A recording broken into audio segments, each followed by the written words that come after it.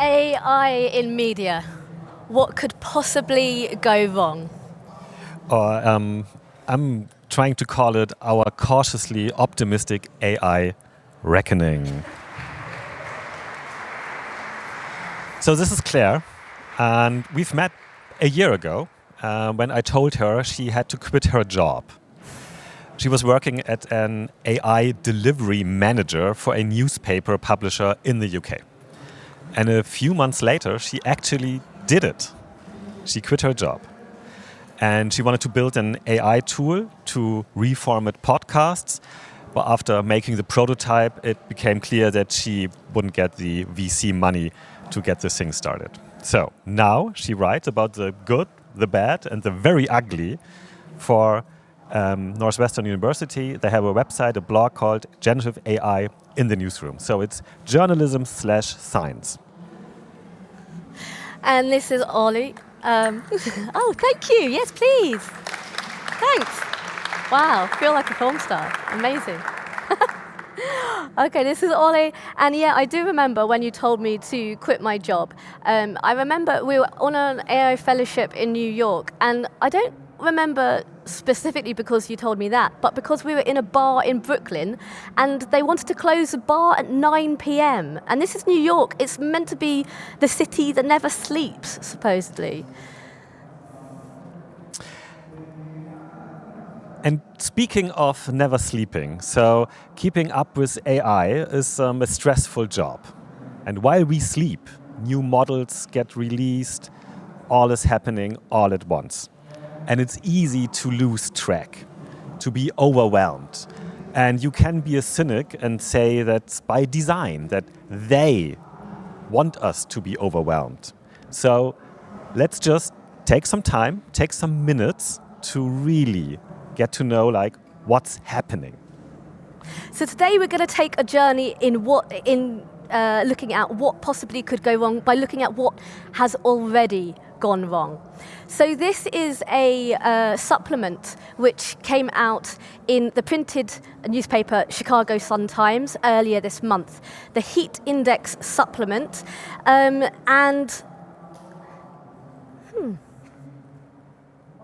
Hey, I can't use the ticker. There it is. Oh, I have to go near there. Okay, now I know. So this is a woman who calls herself Tina Books, and she's a book reviewer. And she describes herself as a person who likes to share about her love of books. She, Tina, creates a summer reading guide too, but not this summer reading guide. This one she's holding has almost... Most of these stories are fake. Most of these, they're made up. And she broke the story that a lot of the books on this summer reading guide in this supplement were made up. So let's play a quiz.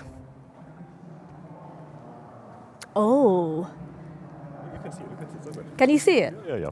Okay, well, you kind of got to imagine. Let me ask you, put up your hand if you think Isabel Allende wrote a multi-generational saga which looked at rising sea levels called Tidewater Dreams.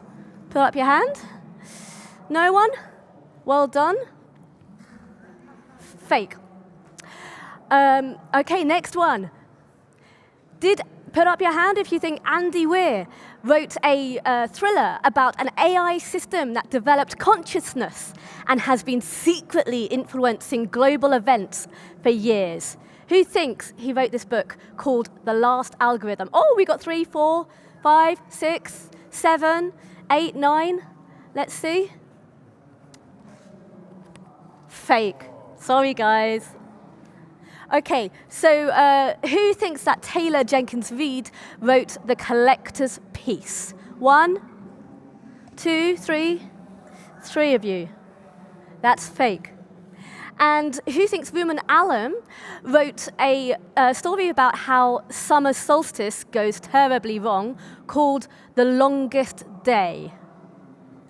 We've got 1 person, 2, 3. Any more? Let's see. It's fake. Okay, what about this one? Rebecca McKay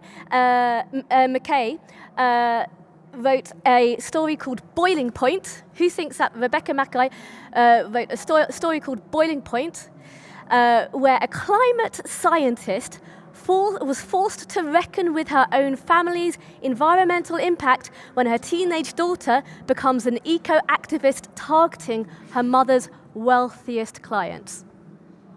1, 2. Let's see. That's fake.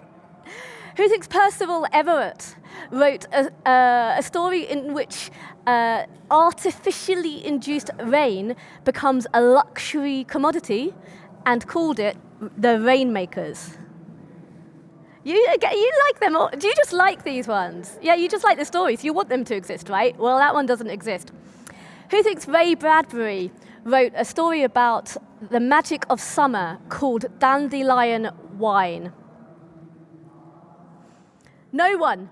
No one thinks you do. This time you're right. Give him, yes.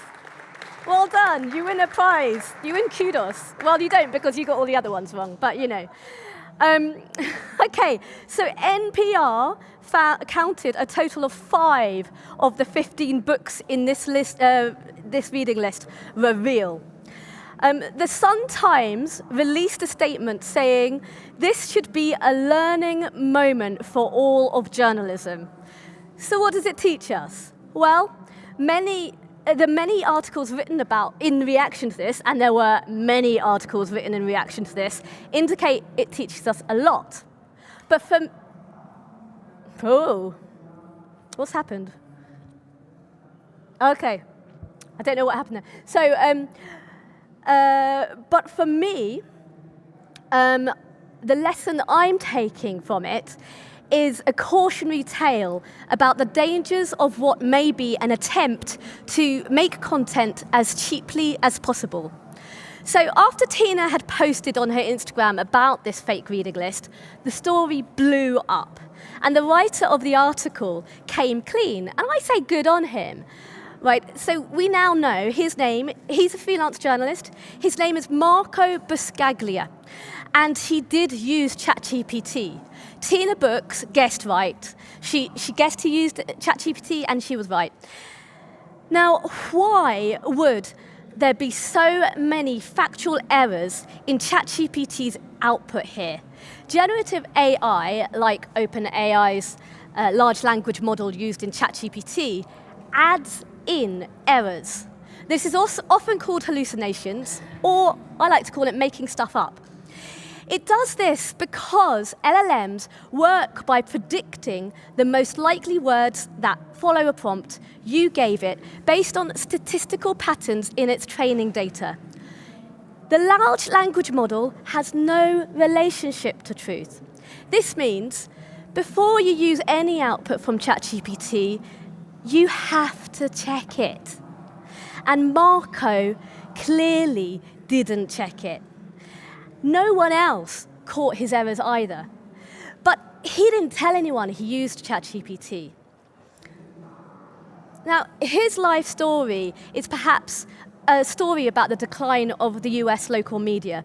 He told Atlantic that 30 years ago he used to be an editor of a local newspaper, and he really, really liked that job, and that's really what he wanted to do. But instead, he was working full-time for a telecoms company, and at night, he was a freelance reporter. He also told The Atlantic that he has sometimes seen freelancer rates as low as $15 for 500 words. Now, I don't know how much he got paid for this specific article, but I imagine Marco was tired. I imagine he was trying to write an article as quickly as possible to try and make it make financial sense for him. And this really resonates with me because I have witnessed a local newspaper industry in the UK that is making content cheaply. Often, the journalists are paid little above minimum wage and are expected to produce many articles a day. And when I say many, I mean many. So we've got another quiz here. Okay, I'm going to take a local journalist. His name is James Roger.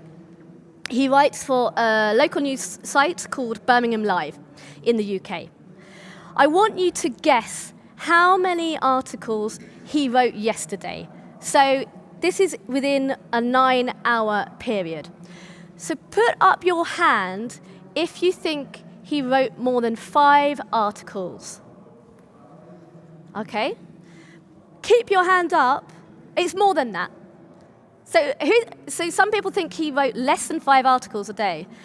Can I work at your news organization, please? So keep your hand up if you think he wrote more than 10 articles yesterday. It's more than that. Keep your hand up if you think he wrote more than 20 articles yesterday. It's more than that. Keep your hand up if you think he wrote more than 35 articles yesterday. Okay, you guys also get a prize. I counted roughly 40 articles James Roger wrote yesterday that he has his byline on. He wrote 6 stories, if you're interested, about the UK tax collector called the HMRC. He wrote 4 stories about a high street bank called NatWest. And he wrote 3 stories about a heat wave. Now, James is particularly interesting because I have no evidence that he even uses AI. I don't know him and I don't know his work closely, but apart from that, I like counting every day how many stories he's done. But I think he doesn't use AI. So for me, what James illustrates is that the news industry was already making cheap content before AI. But now we can make content even quicker, only AI adds in errors. So while Marco was secretly using ChatGPT against his boss's knowledge, some local newspapers in the UK are using large language models at scale to draft stories. Now, their journalists check the output for factual errors. And some of those journalists whisper, given the extra work it takes to check these factual errors, wouldn't it just be quicker to write the story without AI? So on to Exhibit B. So Claire has already introduced us to the concept of content. We're not talking journalism, we're not talking articles, we're talking content now. And this is content. This is an article from The Guardian, but it's not on the actual Guardian website, right? So this is a Guardian article that has been licensed by Microsoft, because Microsoft has a lot of websites, a lot of apps, and they need something to fill the void, to fill the spaces. So they license content, articles, from The Guardian, for example. So this is a piece, local news story, and somebody has sadly died. What's Microsoft going to do? Let's do another quiz, shall we? So, the woman who sadly died, was it murder? And everybody, I hope, everybody recognizes in an instant that this is not right. Okay, this feels wrong. We shouldn't do funny quizzes when somebody passed away. Was it murder? Was it an accident? Was it suicide? So every every human knows in an instant. But this is AI. Microsoft has a platform, and Microsoft wants you to spend more minutes. They have numbers to hit, engagement, clicks, time spent. So they come up with ideas to make your visit more worthwhile. Let's do quizzes. It's fun, it's engaging. Maybe people want to engage with quizzes more than reading an actual article. So with the help of AI, Microsoft gives you the murder quiz. And this is from a Guardian spokesperson. She wasn't that impressed with the news quiz, calling it an inappropriate use of Gen AI by Microsoft. And my takeaway from this example is, okay, in the first example, you could blame the journalist, you really should blame the media ecosystem, but now it's more complicated. Articles, journalism, not only lives on our own owned platforms, but it gets syndicated, third platforms. And what could very well happen is that these platforms have mechanisms, functions in place that do something next to your journalism. And there might be some AI making a funny quiz. But really the joke might be on us. And with that, Exhibit C. Right. For Exhibit C, I'm going to introduce you to Luke Littler. Who knows who Luke Littler is? Oh, a few of you? Quite a few of you. Okay, I'm impressed. So Luke Littler, I thought I'd have to really explain who this guy is. He is a legend in the UK. He is a darts player. He is nicknamed the Nuke. He's only 18 years old. This guy's only 18 years old. And he won his first senior darts title when he was just 14. This notification says he won the PDC, that's the Professional Darts Corporation World Championship. Now, we know Luke is a legend. He is a darts playing machine. But to have won this championship when this notification went out would mean he would have won even before playing the final. He's good, but he's not that good. So how did this happen, that this was sent out the day before the final? So despite having the BBC logo on it, this is actually sent out by Apple. So last year they launched a bunch of features in their newer devices called Apple Intelligence. I suspect it never made it to Germany, but I'm not sure. Did anyone have Apple Intelligence? No. It made it to the UK a few months after the US. So one of the features was a summarization of your notifications. So the summary was generated by AI. And the summary could be a summary of all your doorbell camera notifications. Who has doorbell cameras here? Oh, privacy issue here. No, it's a big thing in the UK, massive. Well, I don't have one, but you know. It could be a summary of all your one WhatsApp chat, just summarized in one sentence. My family WhatsApp chat, I mean, I could do with that, really. And then it summarized your news app notifications.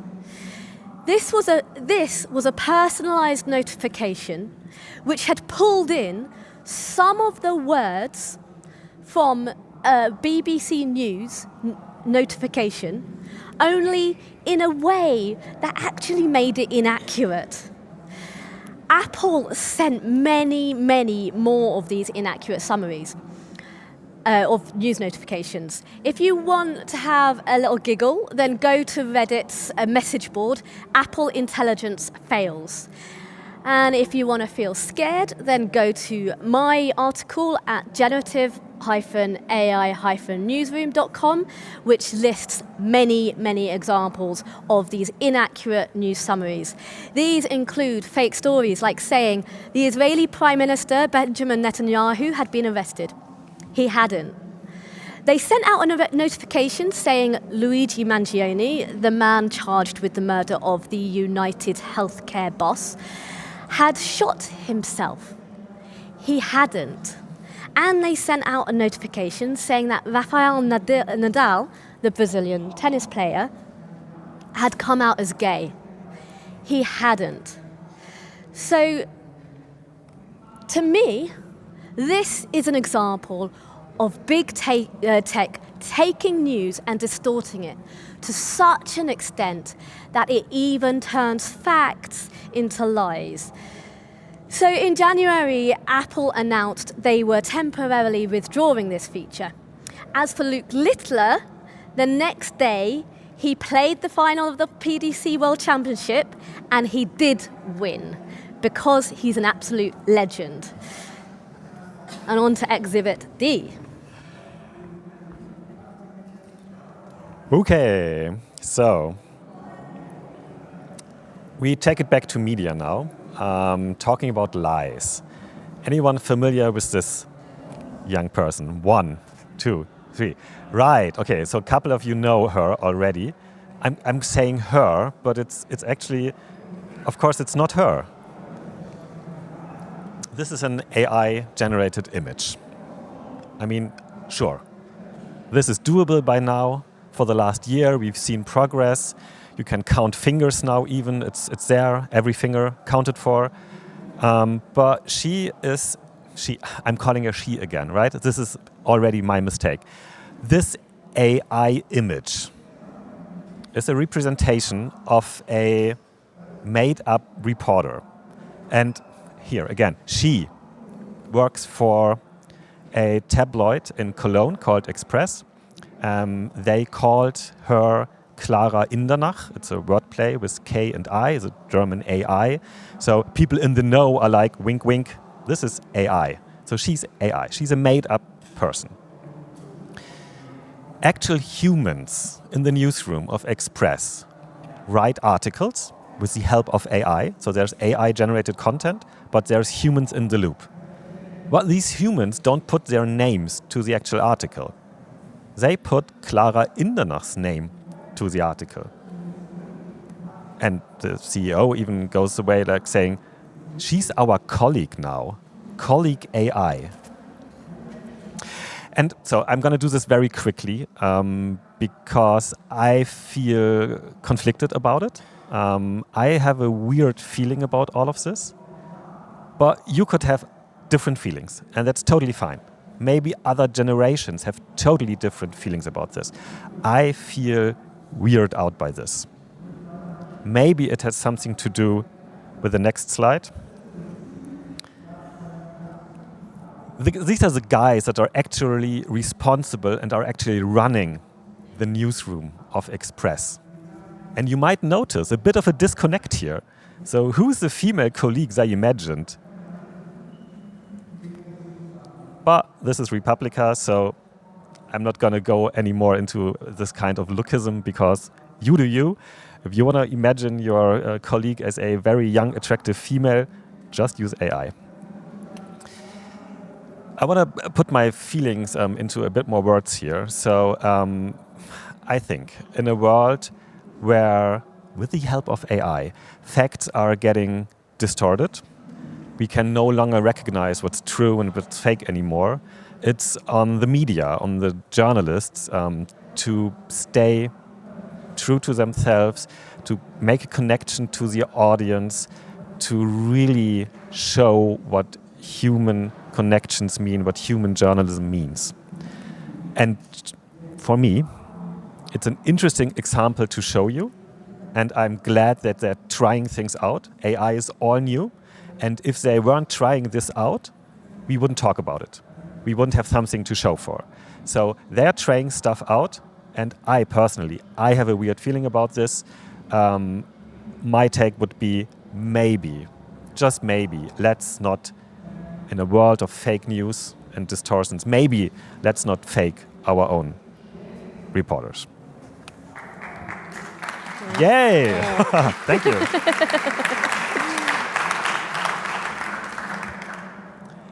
Having seen these examples, there's a lingering question, right? So what now? What do we do now? Where do we go from here?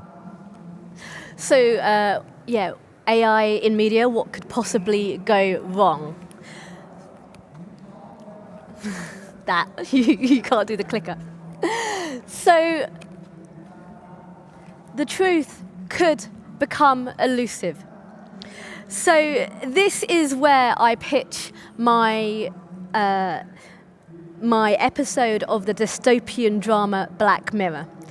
In this episode, humankind creates an information ecosystem within which it will be beyond human capability to ascertain the truth. By which I mean we create so much content that isn't true that this muddies everything else. It becomes impossible to research things like which candidate to vote for. The downfall of democracy is just one avenue the writers of Black Mirror could take if they want to take on my storyline and employ me. I'm available. But there are many other, perhaps more fun avenues and many unfun avenues they could take. I'm not saying that we are certainly going to get there. I'm saying that we currently are making some steps in that direction by making cheap content. So, what is the solution? Whoa. Make sure an expert checks the output. So with Tina Books, the book reviewer, she spotted that the books were fake straight away because she reviews books. She reads a lot of books. She's an expert. When I looked through that list, I'm not such a fan of that kind of fiction, or fiction generally, so I didn't really know. I had to look through, and it took me a while to check. But she knew straight away. So I would say if you are going to use AI-generated output, that an expert checks the output before you use it.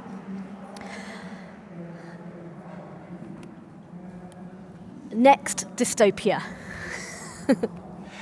So by now we've seen some funny examples what can and is going wrong. And we're coming from a world where we've maybe all seen the Google example. So Google is pushing out AI overviews, which means you don't get a search result with 10 links, but you get like an AI summary. And in one of the first instances when this was being rolled out in the US, Google suggested to a question where like, oh, my cheese is not sticking to pizza. And Google was like helpingly saying, okay, well, maybe let's put some glue on it, right? And we've seen all of this, and then people on Reddit are actually putting glue on pizza, and we all have a laugh about it. And we're talking about book reviews, which are maybe fake, maybe not, and making a quiz and having a laugh about it. And what I'm getting at is, this is the stuff we see. And there's a more concerning thing that's hidden. And I don't have any pictures to show you, but I can tell you. So just imagine a person sitting somewhere at a desk asking a chatbot, hey, look at this PDF, search for this website, make me a summary, show me interesting quotes. They could upload a transcript and say, well, give me the most interesting parts, give me the contradictions. And sure, why not? But the moment people are doing this, they cede control to a machine that we don't fully understand, right? So this is a black box. We have really no idea what's the interesting quotes, what's the decision-making process, right? How does AI choose what's an interesting quote? And if you just prompt an AI with like very small instructions and tell them like, make a summary, give me the interesting quotes, you're giving up editorial control. And this is a problem, obviously. There are a couple solutions I propose. One being is not just using generative AI, but using it a lot to get a better understanding what these machines are good at. Because for sure, there are things that these machines can and will happily do for you. Well, you have to make sure that you understand what the pitfalls are here. Another solution might be make an interface where you not only see where the source is in a tiny bubble, but you actually see what's happening in the process. We could talk on this for hours. We've immersed ourselves like for the last year in this stuff. If you want to know more and want to look for solutions, there's Claire on Generative AI in the newsroom. There's me collecting links on my website. Claire's not sticking around because she has to take a flight, but I'm sticking around. Please come talk to us. We want to make the media ecosystem healthy and good again with the help, maybe with the help of AI. Thank you so much. Thank you. Thank you so much. Thank both of you. Thanks for being here.